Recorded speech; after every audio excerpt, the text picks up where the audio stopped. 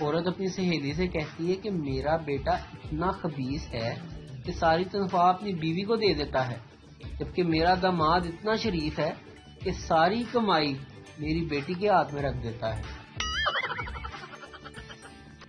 ایک medical store والا غصے میں سردار مریض سے کہتا ہے کہ اگر آئندہ سر درد کی گولی لینی ہو تو ڈاکٹر کا نسخہ ساتھ لانا، یہ کیا تم ہر بار نکاح نامہ اٹھا کر چلے آتے ہو؟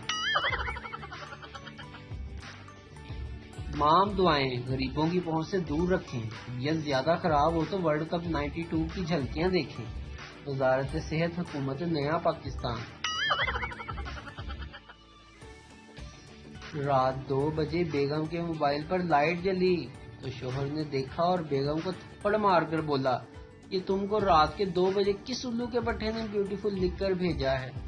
بیگم نے موبائل دیکھا اور شوہر کو تھپڑ مار کر بولی، اینک لا کے دیکھ انی دیا، یہ بیوٹیفل نہیں بیٹری فل لکھا ہوا ہے۔ ایک عورت کا شوہر گم ہو گیا، وہ اپنی پڑوسن کے ساتھ تھانے میں رپورٹ درج کروانے گئی۔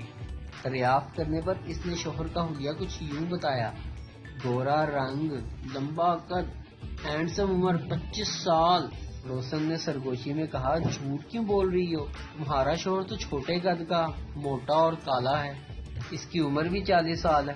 عورت بولی، جو ہو گیا سو ہو گیا، کم از کم اب جو ملے گا وہ تو اچھا ہونا چاہیے۔